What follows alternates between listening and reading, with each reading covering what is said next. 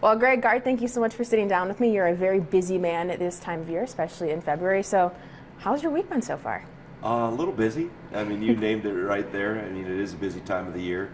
We're hot into the Big Ten season, so things are going well, but excited to sit down here and talk to you. So if you had to describe year 10 in charge here for the Badgers, what are some of those words you would use to describe it? Well, I would say evolutionary. You know, I think on the court, off the court, just how our landscape has changed in colleges, athletics, how our team has changed, how we put it together. Obviously, the transfer portal, name, image, and likeness, those things all come into play with this, but it's been, and we've transformed and evolved in some things too on the court that we're doing.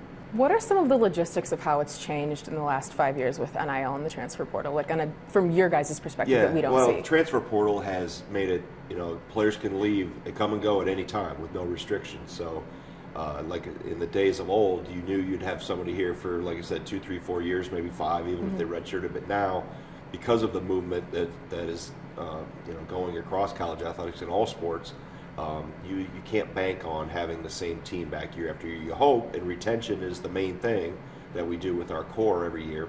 And then part of that is connected to NIL too. I mean, they're able to, you know, players are able to earn money now and be compensated. So there's obviously the allure to stay here and be compensated, but also there's a lot of competition out there. How has it changed day in and day out in terms of how you strategize roster building?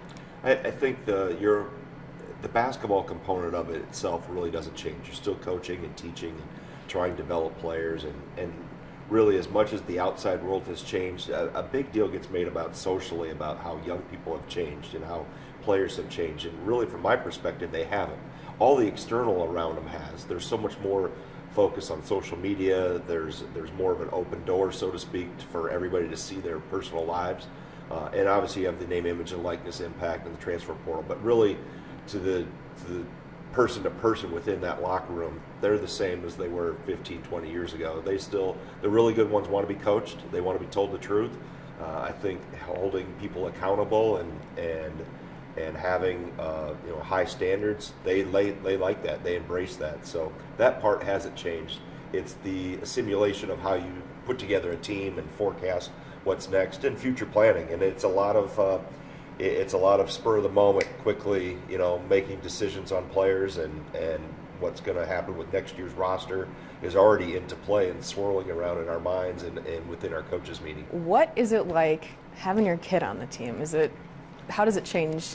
It really doesn't change. Okay. You know, I think it gives me a better perspective maybe to what, you know, these guys 18 to John Tanje's 24 are going through day in and day out, because I have my own son, and obviously he doesn't come home a whole lot. You know, he's living downtown in an apartment, but you know, it's been awesome. I mean, I missed so much time with all 3 of my kids when they were younger because of what my job required and the travel and the things on the road recruiting. So I'm trying to make up. I won't make up for all the lost time, but I've always said, and I tell other coaches this, to ask, how do you have that work-life balance? You don't.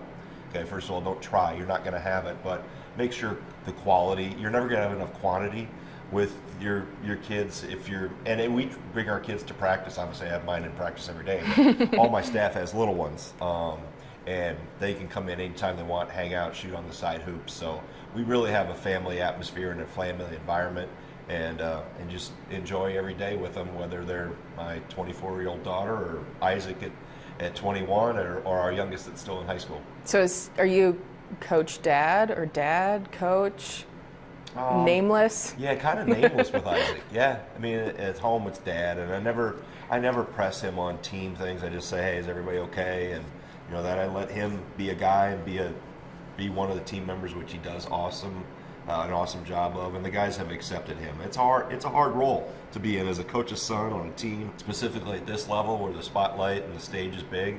But he's been terrific. He's gotten a lot better. In line with the family conversation, your staff is just full of former players. When they played, did you know that Krabbenhoff and Steemsma were destined to be coaches? Krabbenhoff, yes. Steemsma, no. You know, Greg was really soft-spoken. He still is a little bit, but he's come out of his shell a little bit more over the years. But Joe is just a competitive, fiery personality on the court. He coaches the same way.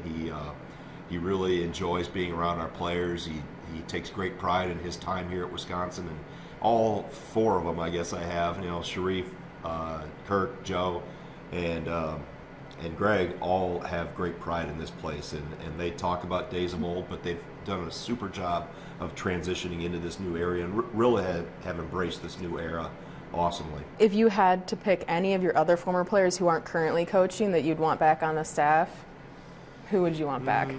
I don't know. I'll probably start naming favorites, or that I'll be accused of naming favorites. But there's so many that would do an awesome job if they chose to do this. Some of them are in your career. Jordan Taylor's taken on the broadcasting with the Big Ten Network now, so I think Jordan would be really good at it. I think others are pursuing other things. I think Zach Showalter, Josh Gosser, they would be really good at it, but they also see the downside sometimes of this profession, and they have young kids, and they're doing really awesome in their own careers. What guys on the roster now do you think could be coaches?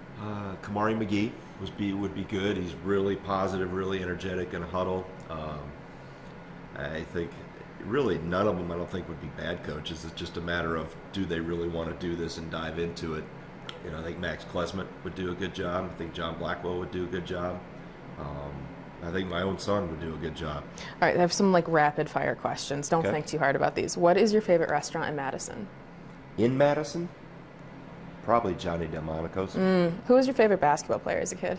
Steve Alford. What's your favorite Big Ten city to travel to? Minneapolis. Who's your coaching hero?